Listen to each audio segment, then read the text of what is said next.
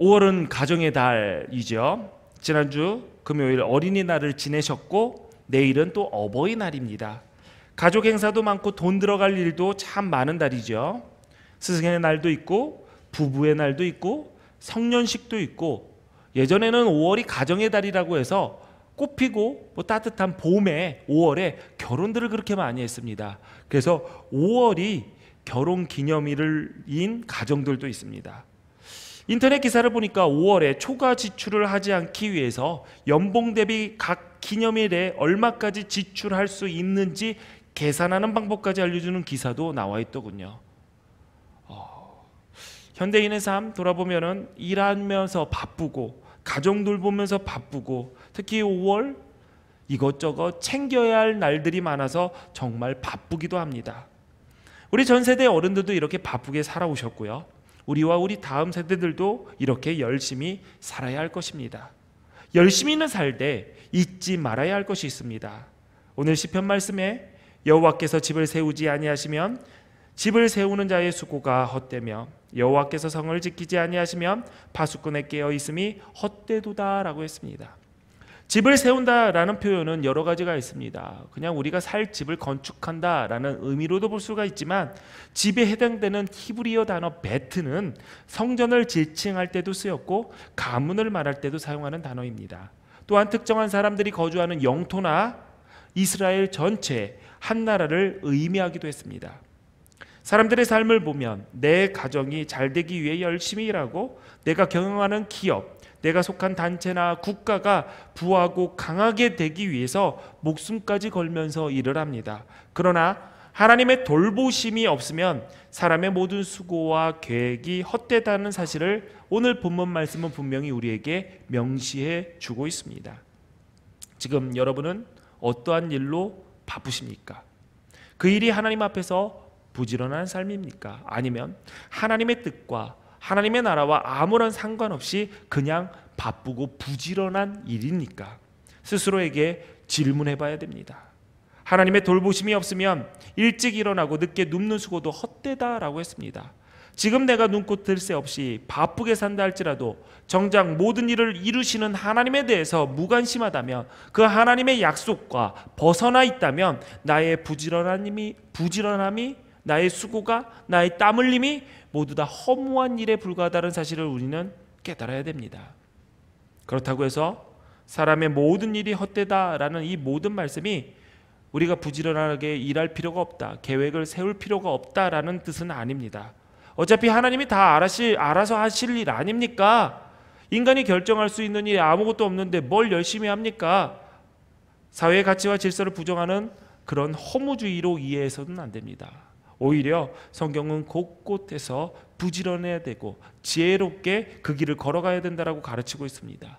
그러므로 우리는 오늘 본문 말씀 속에서 모든 일을 하나님과 함께 하나님의 뜻을 따라 열심히 하라라는 그 속뜻을 우리는 읽을 수 있어야 됩니다. 그래서 예수님은 우리에게 이렇게 말씀하셨습니다. 너희는 먼저 그의 나라와 그의 의를 구하라.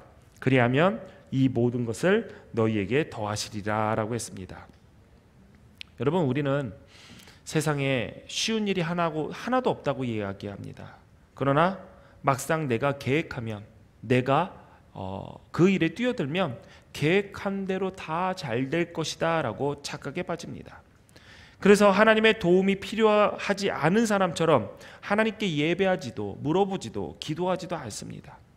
자기 좋을 대로, 자기 생각대로, 자기 뜻대로 하고자 하죠. 어려울 때는 정말 열심히 나와서 눈물로 기도합니다. 꼭 이루어야 될 것이 있고 내가 계획해 놓은 일들이 있다면 정말 열심히 성실하게 예배도 드립니다. 그런데 살기 편해지고 계획한 일이 되고 넉넉해지면 정말 신기하게도 기도하지 않습니다. 예배하지 않습니다. 하나님께서 부어주신 그 넉넉함과 안정감을 가지고 그들은 뭐를 할까요? 놀러갈 궁리만 합니다. 여러분, 어떻게 사십니까? 사사기를 보면 엘리 제사장 때를 이렇게 규정하고 있습니다. 하나님의 말씀이 희귀한 때다. 하나님의 말씀이 매우 드문 이유는 하나님께서 말씀하시지 않아서가 아닙니다. 하나님을 만나지 않았기 때문에, 하나님과의 소통이 끊어졌기 때문에, 그래서 말씀 들을 길이 없기 때문에 그 시대는 말씀이 희귀한 시대다, 드문 시대다라고 기록되어 있습니다. 하나님의 말씀이 들리지 않으면 사람들은 자연스럽게 자기 생각에 좋을 대로 살아가게 됩니다. 이것이 타락한 사사시대의 모습입니다. 나 좋을 대로 산다, 내가 원하는 대로 산다, 뭐 꿈 같은 이야기죠. 너무 좋은 이야기죠. 자유롭죠. 그런데 내가 원하는 삶을 자유롭게 사는 것, 그것은 좋은 것이 아닙니다. 자기 중심적이고 이기적인 삶을 살아간다라는 뜻으로 우리는 받아들여야 됩니다. 여러분 가정에서 분란이 일어납니다. 여러분의 대인관계에서 문제가 일어나는 그 가장 근본적인 이유를 따져보면 나 좋을 대로 생각하고 나 좋을 대로 살아가는 자기 중심성, 이기적인 태도입니다. 상대방은 절대 그런 의도가 없어요. 그런데 내 생각은 너 그런 거 아니냐 하면서 기분 나빠하고 화를 내고 그리고 오해를 하고 그것을 결정해서 상대방과의 관계를 끊어버립니다. 너는 그런 사람이잖아. 왜? 근데 그게요, 나 좋을 대로 생각해서의 문제입니다. 내가 나의 삶을 돌아볼 때 지금 나 좋을 대로 내 소견에 오른 대로 이기적이고 자기 중심적인 나만의 생각으로 살아간다면 이것은 하나님의 말씀이 나에게 희귀하게 되었다는 증거입니다. 바꾸어 말하면 지금 나와 하나님과의 관계는 문제가 생겼다라는 경고인 거죠. 스펄전 목사님은 설교에서 이렇게 말씀하셨습니다. 만약에 당신이 주님을 보게 된다면 당신은 무릎을 꿇고 제발 그분을 따르는 무리에 들게 해달라고 간청하는 것 외에는 없을 것이다. 맞습니다. 사람은 하나님을 전적으로 의지하고 믿고 맡겨야 살 수 있는 존재로 창조되었습니다. 오늘 본문에서 잠 이야기가 나옵니다. 하나님은 사랑하시는 자에게 잠을 주신다. 인간이 하나님을 의지하고 믿고 맡겨야 살아갈 수 있는 존재로 창조되었다는 것은 우리가 자는 잠을 통해서 알 수가 있습니다. 하나님께서 사랑하시는 자에게 잠을 주신다. 이 정확한 번역은 이겁니다. 주님께서는 사랑하시는 사람들이 잠을 자는 자의 동안에도 복을 주시며 지키신다. 잠을 주신다라는 것이 아니라 잠 자는 동안에도 복 주신다라는 이야기입니다. 불면으로 고생하시는 분들, 하나님이 여러분을 사랑하시지 않아서가 아닙니다. 설교 듣는 시간에 주무시는 분들, 지금 여러분은 하나님이 사랑하시기 때문에 자는 것이 아닙니다. 그냥 자는 겁니다. 모든 사람은 인생의 3분의 1을 자면서 보냅니다. 평균 수명을 90으로 놓고 보면 30년이 훌쩍 넘는 시간을 잠자면서 살아갑니다. 그 긴 시간 동안 사람들은 뭐를 할까요? 자는 동안 사람들이 할 수 있는 일이라고는 이거밖에 없습니다. 코 골고 이 가는 것, 가끔 잠꼬대도 하죠. 생각조차 마음대로 할 수 없는 무기력한 상태, 무방비의 상태가 바로 잠자는 동안입니다. 그런데 하늘과 땅은 여전히 움직이고 역사는 이루어지고 있는 시간입니다. 하나님이 하시는 것이죠. 그러므로 맡기지 않으면 잘 수 없고, 내가 무기력 무방비 상황에서 나를 지켜주시고 맡아주시는 분이 계시지 않으면 우리는 절대로 잘 수가 없습니다. 그러므로 잠은 완벽한 맡김 그 자체입니다. 아무것도 하지 않고 아무것도 할 수 없는 그 상태에서, 하나님께 완벽히 맡긴 상태에서 우리는 새 날을 살아갈 힘을 얻게 됩니다. 여러분, 이 세상에서 가장 잘 자는 사람이 누굴까요? 아기입니다. 아기. 대책 없이 그들은 하루에 18시간 이상 잡니다. 먹다가도 자고, 자다가 깨서 싸고 바로 자고, 일어나서 먹고 한번 웃어주고 다시 자고, 그렇게 아기들은 18시간 이상 잡니다. 그냥 잠만 잡니다.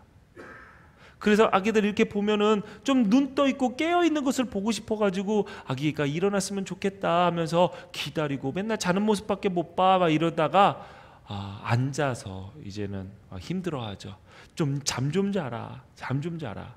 길을 쓰고 안 자려고 하는 애들도 자라고 얘기하는데, 이 자는 시간 동안 아이들이 아무것도 안 할까요? 아닙니다. 자는 시간 걔네들은 잘합니다. 하나님께서 그렇게 만드셨어요. 자면서 자라게끔 만드셨습니다. 아기뿐만이 아니라 우리 모두가 누리는 매일의 은혜가 바로 그런 것입니다.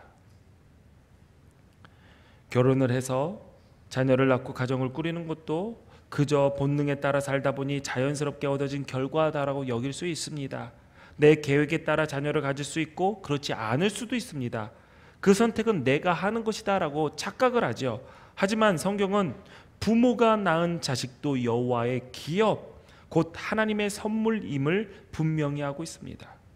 우리가 예전에 봤던 개역 한글 성경은 거기에 여호와께서 주신 기업이라고 얘기했는데, 우리가 지금 개역 개정으로 보는 성경은 여호와의 기업, 그 소유권을 명확하게 해서 번역을 다시 했습니다. 나의 기업이 아니라 여호와의 기업이고, 그 여호와의 기업을 맡은 것이 나의 선물이라는 뜻입니다. 우리 사회의 심각한 문제 중 하나가 자녀를 낳지 않는 것입니다. 여러 가지 이유가 있겠지만 자녀를 낳고 잘 기르는 여건을 유지하지 못할 것이라는 걱정 때문입니다. 또 이기심과 두려움도 있습니다. 자녀를 낳고 기르면 내가 손해보고 내가 괴로워질 것이다 라는 두려움과 이기심이 있죠. 그런데 오늘 말씀은 하나님을 믿고 맡기고 자녀를 낳으라고 말씀합니다. 우리 하나님은 자신의 기업을 우리 부모들에게 맡기고 모른 척 하실 분이 아니십니다. 우리 하나님은 다시 돌려보내고 싶고 다시 받고 싶지도 않은 그 기쁨 없는 선물을 주시는 분이 아닙니다. 때로는 하나님의 말씀이 이해 안 될 때도 있습니다. 그러나 이해하지 못해도 하나님이 옳으시다 믿고 맡기고 순종하는 자만이 말할 수 없는 복, 성경에 약속된 기록된 복, 그 복을 누리는 것을 보게 될 것입니다. 일부 때도 아멘 아무도 안 했는데, 이게 자식 얘기 이렇게 낳으라는 얘기 붙으면은 항상 아멘을 안 하더라고요. 여러분, 가정은 하나님께서 세우시고 하나님께서 지키시며 하나님께서 평안과 안식을 주시는 하나님의 선물입니다. 하나님의 선물인 이 가정을 하나님의 뜻이 이루어지는 곳이 되기 위해서 우리들 각자가 하나님의 뜻을 따라 그 역할을 충실하게 감당해야 됩니다. 세상이 많이 변했죠. 속도도 엄청 빨라졌고요. 살아가는 방법도 다양해졌습니다. 그러면서 가족 구성원의 일도 굉장히 많아졌고 그 역할에 빈틈도 생기곤 합니다. 우리 교회에도 배우자와 함께하지 못하고 혼자 가정을 꾸리고 자녀를 키우며 사는 분들이 여럿 계십니다. 힘드실 것입니다. 그러나 힘들어도 맡겨진 자녀를 잘 기르셔서 하나님 마음에 합한 기둥 같은 인물로 세우실 그 소망을 가지고 낙심하지 말고 최선 다하시기 바랍니다. 그 수고가 헛되지 않을 것입니다. 부모님 안 계신 분들, 먼저 보내신 분들, 어버이날이다, 가정의 달이다 하는 때에 상처받지 마시고 하나님 말씀대로 열심히 성실하게 살아서 하나님 뜻을 이루며 사는 인물로, 멋진 인물로 우뚝 서서 하나님과 사람 앞에 부끄러움 없이 삶을 살다가 훗날 당당하게 멋지게 살아누나 간증하는 승리자 되시기를 바랍니다. 어떤 가정에는 자녀가 없어서 안타까워하는 분들이 계십니다. 하나님 아버지의 뜻이 어디에 있는지 우리는 알 수가 없습니다. 그러기에 참고 하나님의 때를 기다려야 됩니다. 부부간에 더 화목하게, 더 멋지게, 더 보람있게, 더 하나님께 받으며 살아가는 지혜를 구하며 하나님 때를 기다리십시오. 하나님께서 분명히 가장 선한 길로 여러분들을 인도하실 것입니다. 여러분의 가정 환경이 어떤지 제가 다 알 수는 없습니다. 그러나 가족 구성원으로 묶어주신 여러분의 가족을 귀히 여기며 사랑하는 그 수고가 결코 헛되지 않을 것을 믿으시기 바랍니다. 그런가 하면 어떤 분은 아직 배우자를 만나지 못한 분들도 있습니다. 내가 결혼하고자 마음을 먹었다면, 그런데 배우자를 만나지 못했다면 하나님께 만남의 복을 구하십시오. 내가 결혼하지 않겠다라고 마음을 먹었다면 그 마음을 먹은 그 선택의 기준이 하나님께 기쁨이 되고 하나님 나라의 공동체에 유익이 되는 선택인지 다시 한번 돌아보십시오. 혹시 내 삶을 위하여, 나의 미래를 위하여, 나의 안녕을 위하여 그러한 결정을 했다면 그것은 하나님의 뜻이 아닙니다. 바꾸어 생각하시고 주의 뜻을 올바로 구하는 시간을 갖기를 바랍니다. 주의 가정을 아직 이루지 못하신 분들은 주의 일에 더 앞장서서 결혼하여 사는 사람보다 더 유익하게, 더 평안하게, 더 가치 있는 일을 하며 살기 위해 노력하시기를 바랍니다. 늙어 홀로 되신 분들도 많습니다. 하나님이 부르실 때까지 게으르지 말고 부지런히 열심히 하나님 마음에 합한 신앙생활 하시기 바랍니다. 그리고 유언장도 미리 써놓으세요. 우리 교회 가장 연로하신 이종우 권사님 올해 95살입니다. 몇 년 전 어느 날 봉투를 들고 저를 찾아오셨어요. 본인이 천국 가게 되면 장례를 잘 마치고 목사님이 읽어달라며 3장의 편지지에 자손들에게, 아들에게, 기둥교회 성도들에게 남길 말을 적어오셨습니다. 아직도 정정하세요. 그래서 이 예배에 앞자리에 함께하고 계시지만 어른으로서 좋은 모델이 되어주신 것 같아서 제가 간략하게 소개해드리려고 합니다. 유언이 이렇게 다른 거는 없습니다. 큰 건 아니고 다 소개해드릴 수는 없지만 유언은 첫마디는 하나님의 말씀입니다. 형제를 사랑하여 서로 우애하고 존경하기를 서로 먼저 하며 부지런하여 게으르지 말고 열심을 품고 주를 섬기라. 소망 중에 즐거워하며 환난 중에 참으며 기도에 항상 힘쓰며 성도들의 쓸 것을 공급하며 손대접하기를 힘쓰라. 그 밑에 만나면 서로 즐거워하고 화평해라. 대화 중에 웃음꽃이 피고 내가 천국 간 후에도 지금처럼 잘 지내라. 죽음이 가까워질 때 생명을 연장시키려 하지 말고 내가 좋아하는 찬송을 불러주기를 부탁한다. 405장 380장. 울지 말고 하나님께 감사해라. 자손들에게 남겨준 이 말을 정리해 보면은 힘들고 어려움을 만나도 흔들리지 않는 소망을 붙잡고 즐겁게 살고 화목하게 살고 그렇게 열심을 붓고 주를 섬기며 신앙생활 잘하다가 다시 천국에서 만나자입니다. 교회에게도 부탁하는 말을 남겼습니다. 기둥교회 성도님들 하나님 꼭 만나세요. 뜨겁게 서로 사랑하세요. 성령 충만하여 하나님의 기쁨과 영광이 되는 삶을 사세요. 여러분, 진짜 효도가 무엇입니까? 부모님 남긴 말씀 따라 열심히 살아가는 것입니다. 신앙의 유선을 이어받는다는 게 무엇입니까? 앞선 선배들의 남긴 말을 잘 지키면서 살아가는 것입니다. 힘들고 어려움을 만나도 흔들리지 말고 하나님께서 약속하신 그 소망의 말씀을 붙들고 즐겁게 기쁘게 견디며 살아가는 것입니다. 화목을 이루면서 사는 것입니다. 그렇게 열심을 품고 주를 섬기다가 신앙생활 잘하다가 우리 모두 다 천국에서 만나는 게 부모의 마음이고 신앙의 선배의 마음입니다. 여러분, 여러분의 부모님이 남기고 가신 말씀이 없으십니까? 너무 갑작스럽게 가셨습니까? 신앙생활을 그렇게 잘하지 못해서 이런 권면의 말씀을 못하셨습니까? 그분의 마음도 똑같을 겁니다. 부모의 마음이 뭘 다른가요? 부모의 마음은 대부분 비슷합니다. 들은 바가 없으셨다면 로마서 12장 10절부터 13절의 말씀을 여러분의 부모가 남긴 유언이라고 생각하고 그 말씀을 지키면서 살아가십시오. 부모된 이들에게 권면합니다. 어른인 분들께 권면합니다. 자신의 삶을 정리하는 것까지 계획하십시오. 아직 조금 이른 것이 아닌가라고 생각할 수 있습니다. 그러나 그거는 교만한 생각입니다.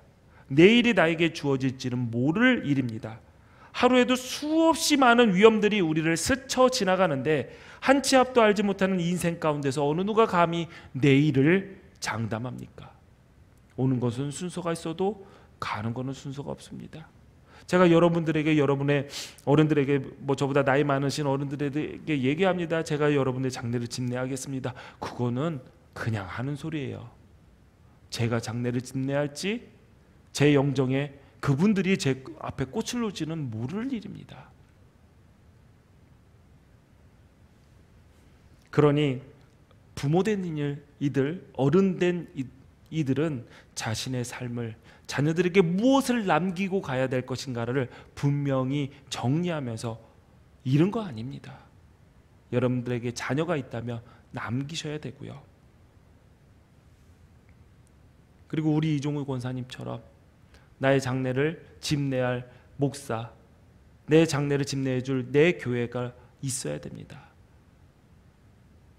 유언을 맡길 수 있고, 내 자녀들이, 내가 가면은 목사님이 내 자녀들에게 이 이야기를 꼭 읽어주세요라고 맡겨줄 목사가 여러분들에게 있습니까? 목자가 있습니까? 나를 천국 환송 잘 해주겠구나라는 여러분들의 교회가 있습니까? 교우들이 생각이 납니까? 만드십시오. 만들어야 됩니다. 어버이 주일, 지금까지 하나님께 받은 부모의 사명을 잘 감당하고 계시는 그들께 감사의 마음을 표현하는 것과 동시에 우리를 부모로 부르신 하나님께 헌신을 다짐하는 시간도 되어야 됩니다. 부모된 여러분께, 또한 부모될 여러분에게 하나님께서 세우신 가정을 바로 세우기 위해 기억해야 될 5가지를 알려드리겠습니다. 첫 번째, 부모님들 좋은 부모가 되셔야 됩니다. 좋은 부모가 된다는 말은 완벽한 부모가 되라는 이야기가 아닙니다. 배움이 부족해도, 돈이 없어도, 건강치 못해도 내가 할 수 있는 범위 내에서 얼마든지 좋은 부모가 될 수가 있습니다. 자녀를 위해 눈물로 기도하고, 자식이 하나님의 약속 위에 견실히 서기를 빌고, 자신에게 주어진 삶에서 최선을 다해 성실하게 부끄러움 없이 사는 것이 좋은 부모의 모습입니다. 그러나 이 부모의 능력도 제한되었다는 사실을 알아야 됩니다. 아무리 부모가 힘이 있고 돈이 많고 능력이 있다 하더라도 자녀를 완벽하게 돌볼 수가 없습니다.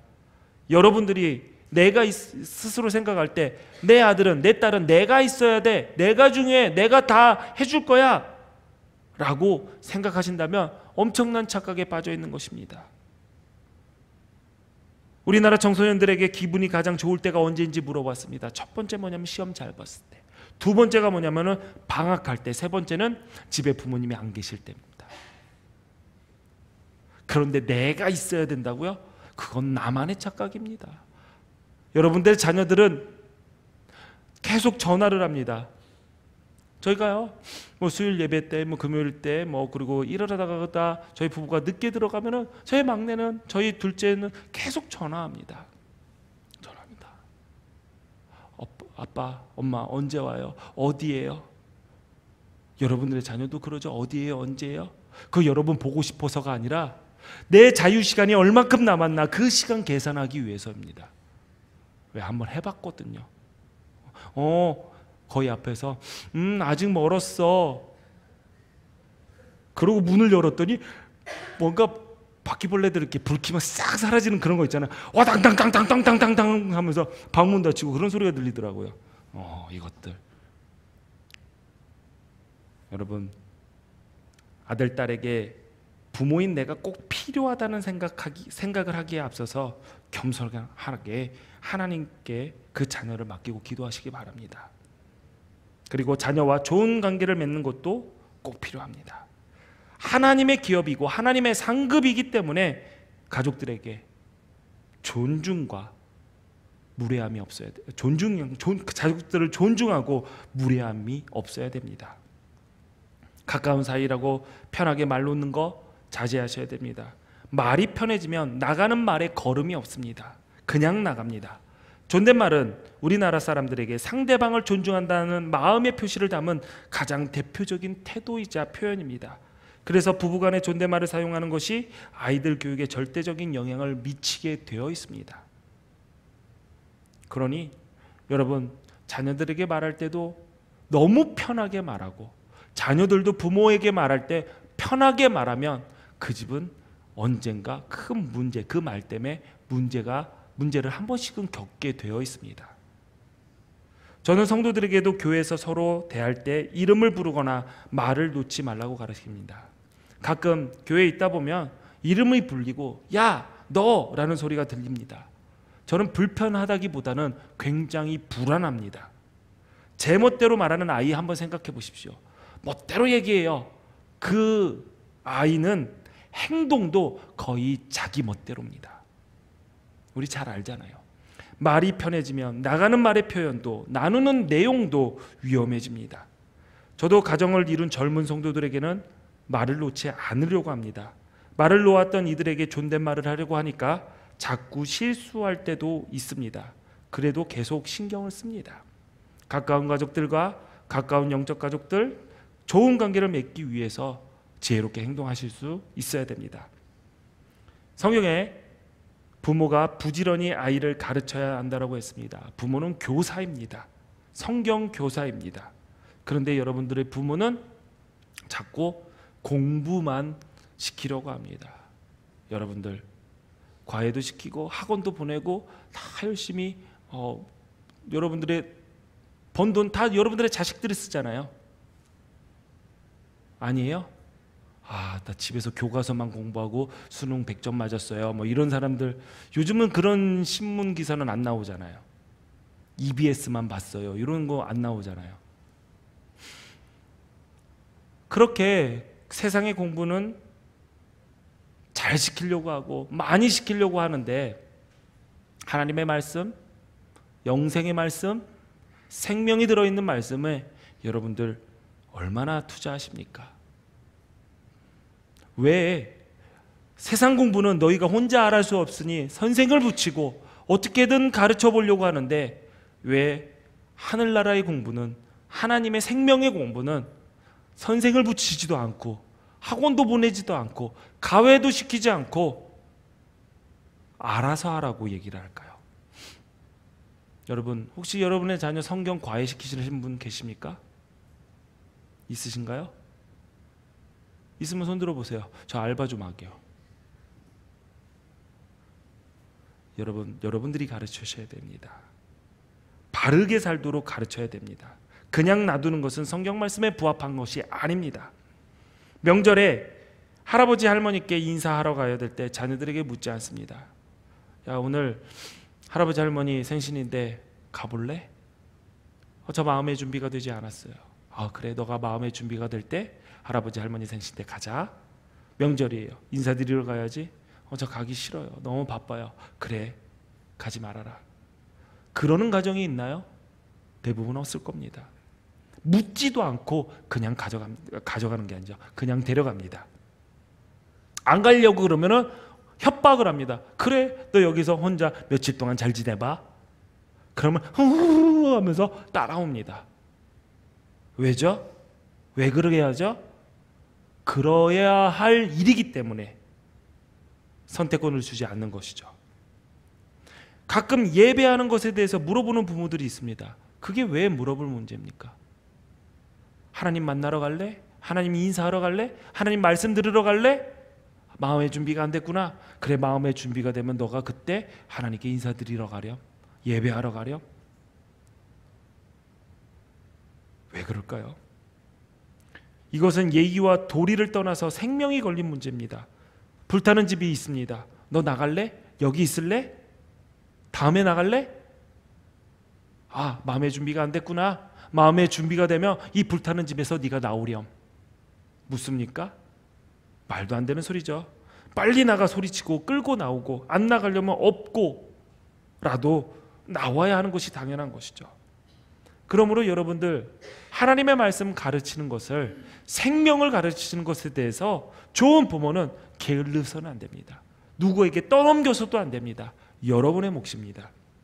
좋은 부모는 마지막으로 건강한 자기 모습이 있어야 됩니다. 자녀의 모델은 부모입니다. 좋은 모습을 보이기 위해 최선을 다해야 됩니다. 좋은 생활 습관을 가져야 됩니다. 먹는 것도, 입는 것도, 말하는 것들 다 부모에게 영향을 받습니다. 말을 굉장히 예의 없게 해요. 그러면 부모들이 이렇게 얘기를 하는 분들이 있습니다. 얘가 어린이집을 갔더니 어린이집 친구들 잘못 만나서 이래요. 학교 가가지고 좀 험한 친구들을 맞아서 그래. 아닙니다. 말이 험한 부모 밑에서 자라서 그렇습니다. 무엇보다 바른 신앙인으로서 본보기가 되어야 됩니다. 사도 바울도 율법을 가르치지만 행하지 않는 유대인들을 향해서 이렇게 책망했습니다. 다른 사람을 가르치는 내가 내 자신을 왜 가르치지 않느냐. 부모의 말투나 생활 습관 자녀가 보고 그대로 따라하는 것처럼 하나님께 대한 부모의 신앙의 자세도 전염성이 있습니다. 그래서 자녀에게 그대로 옮겨집니다. 그렇기 때문에 믿음의 부모는 자신의 신앙생활을 통하여 자녀들에게 믿음의 유전자를 심어줘야 됩니다.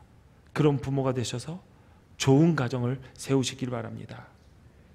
마지막으로 또 기억해야 될 것, 내 부모로서 권한과 힘, 하나님으로 받은 권위가 있다는 것을 잊지 말아야 됩니다. 가르칠 때 부모들이 자녀들을 이야기할 때 사용하는 말과 행동은 힘이 있습니다. 권세가 있습니다. 야곱은 아버지 이삭으로부터 받은 축복대로 삶을 살았고 야곱의 축복을 받은 그의 아들과 손자들도 그 복을 누리며 살았습니다. 부모의 입은 자녀의 미래를 결정합니다. 사랑하는 기독교회 성도 여러분, 여러분에게 하나님의 기업이 맡겨져 있기 때문에, 여러분의 가정에 하나님의 기업이 있기 때문에 소망이 있습니다. 예수만 섬기는 우리 집이 있기 때문에 기독교에 소망이 있습니다. 그러므로 이 시대의 어머니들은 소망을 가지고 하나님의 말씀에 따라 하나님께서 세우시는 가정, 그 가정을 세우는 일에 동참해야 됩니다. 하나님을 아버지로 모시고 하나님의 뜻이 이루어지는 가정, 하나님의 말씀에 힘이 있는 가정, 그 가정으로 사시길 바랍니다. 여러분의 가정을 쥐었다 놓았다, 여러분의 가정을 움직이게 하는 그 기준이 무엇입니까? 돈 벌어오고 돈줄 진 아빠입니까? 아니면 목소리 큰 엄마입니까? 예민하고 까칠한 사춘기 자녀입니까? 아니면 입시생 고3 자녀 중심으로 여러분의 가정이 움직입니까? 여러분 기억하십시오. 여호와께서 여러분의 집을, 여러분의 가정을, 여러분의 가문을 세우지 않으면 헛수고입니다. 헛되고 허사입니다. 말씀의 터 위에 세우시길 바랍니다. 하나님의 말씀이 여러분의 가정을 다스리게 하십시오. 식구가 몇이든, 부모님이 계시든 안 계시든, 자녀가 있든 없든 하나님의 말씀이 주장하는 집이 되시기를 바랍니다. 우리 집을, 우리 가문을, 우리 교회를 세우시는 하나님께서 늘 평안과 은혜로 우리와 함께 하십니다. 기도하시겠습니다. 하나님 아버지 감사합니다. 오늘을 살게 하시고 하나님의 나라를 이루면서 살 수 있는 사명 또한 주심을 감사합니다. 하나님과 사람 앞에 부끄러움 없는 삶이 되기를 소원합니다. 하나님, 우리의 믿음을 지켜주시고 또한 하나님께서 우리에게 기업으로 주신 가정, 하나님의 뜻에 합하게 이루어 나갈 수 있도록, 세워 나갈 수 있도록 붙잡아 주시옵소서. 지금까지 내 고집과 판단대로 살았다면 하나님 회개합니다. 주님께서 우리의 가정을 주장하여 주옵소서. 하나님께서 다스려 주옵소서. 우리의 가정이 하나님 나라를 이루어 나가는데 기틀이 되게 하여 주시고, 우리의 가정 때문에 이 나라와 이 교회와 이 땅이 소망을 품을 수 있도록 우리를 사용하여 주옵소서. 예수님의 이름으로 기도하옵나이다. 아멘.